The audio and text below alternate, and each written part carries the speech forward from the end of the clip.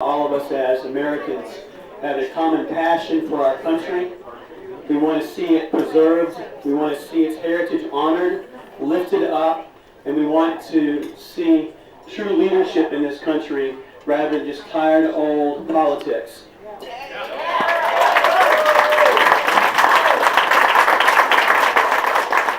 For that reason tonight, I see us as I look over this crowd, this overflow crowd, which is just really incredible, as a collection of Americans. What we are concerned about, that which we love, that which we are passionate for, transcends all demographics. We have people here young and old, and it's a wonderful thing to see. It transcends all party lines, and it's all about getting back to the message of the founders and the Constitution and returning our country to a constitutionally based and constitutionally driven government.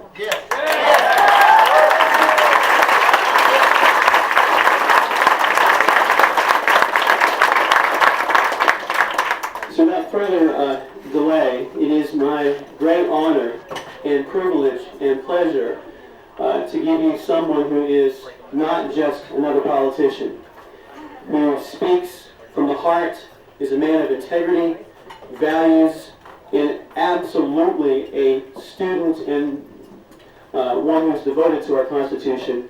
Please welcome the next U.S. Senator from Kentucky, Rand Paul.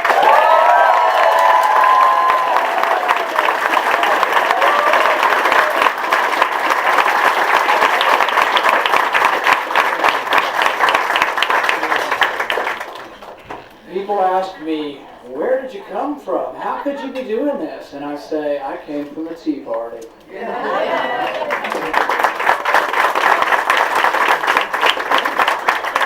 You may remember Bodie Miller got the gold medal in the downhill skiing. We've heard the Olympic Committee has met again, and they've taken his gold medal from him, and they've given it to Barack Obama. They say nobody's going downhill faster.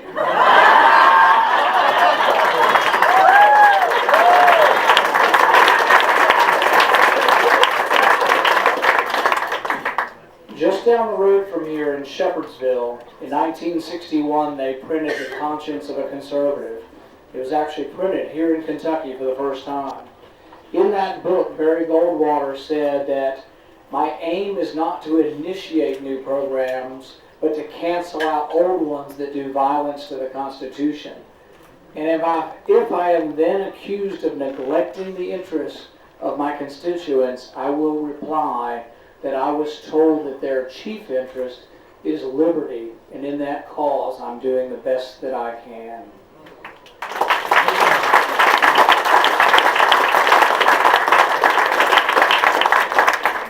In 1961, he wrote about a government beginning to get out of control.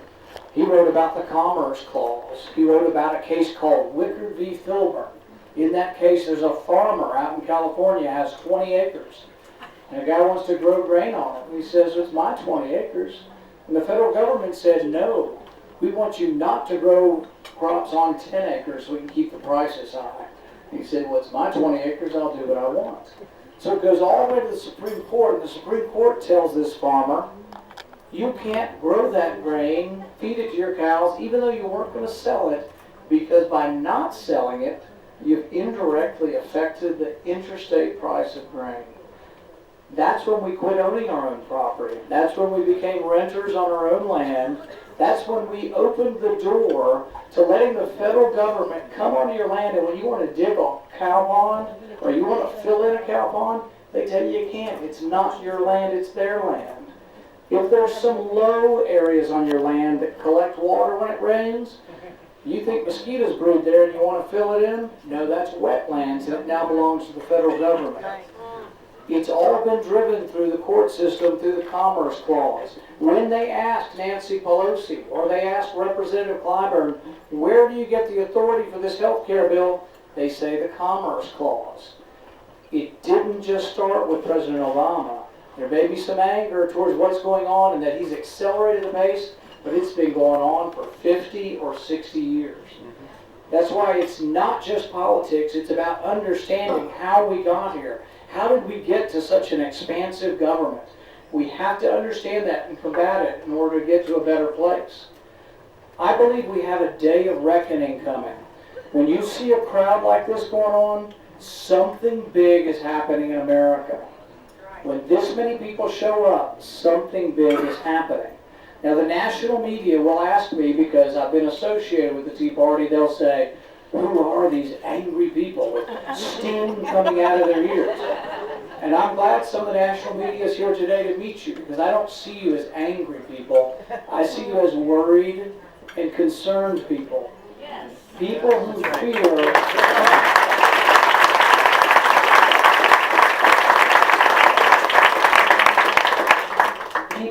fear that the debt has consequences, that paying for this debt becomes unmanageable and may drag us down as a country, that America's greatness depends on getting government spending under control.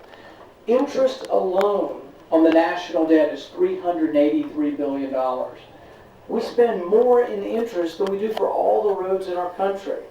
It is truly out of control. Right now, Greece is in the throes of chaos. If we were in Greece in a restaurant, we'd be worried about bricks coming through the window. I worry about what happens to our country if we can't pay our debt. What if the greatest country in the world can't pay their debt? Well, will they declare bankruptcy like you and I would? No. They'll simply print up the money. But guess what? That's already going on. During the crisis of last year, we doubled the monetary base.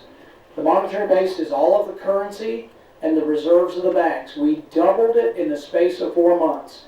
I was on the podium last week with Art Laffer. He was an economist, a genius young economist for Reagan. Now he's a little bit less young, but still very smart. And he describes the doubling of the monetary base in 4 months as unprecedented. And that the conclusion or the consequences are unprecedented. Now that money hasn't all leaked into the system. A lot of it's sitting in the banks, and Bernanke says, oh, I have an exit strategy. I'm going to pull that money back out if inflation heats up.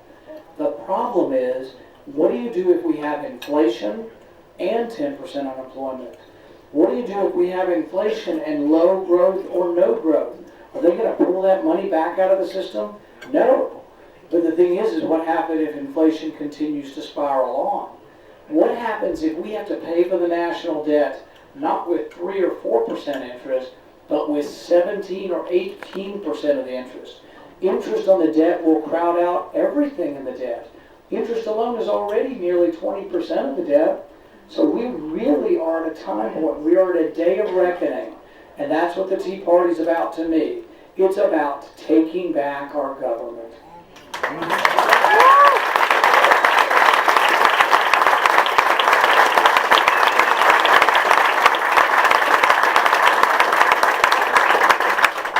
One of the things I've mentioned to Dan and other members of your Tea Party group here, as well as Tea Parties around the state, is I think you have a bigger voice if you join together. So my suggestion is you begin talking, and I know some of this dialogue is going on with the other Tea Parties. It truly is a spontaneous movement in that not only is there one, there may be two in Louisville, there's one in Bowling Green, there's one in Owensboro, and they're truly autonomous. But I say we all come together and let's have a big Kentucky Tea Party convention this summer, and let's get a platform.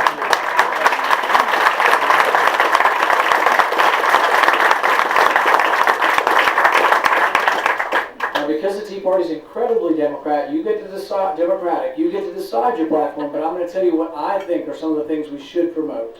One of the things that I think we can all agree on is term limits.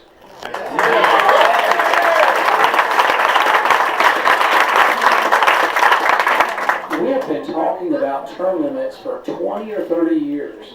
If you poll Republicans, 70 to 80% of Republicans are for them, and yet we don't get them. If you poll Democrats, 70 to 80% of Democrats are for term limits, and we don't get them.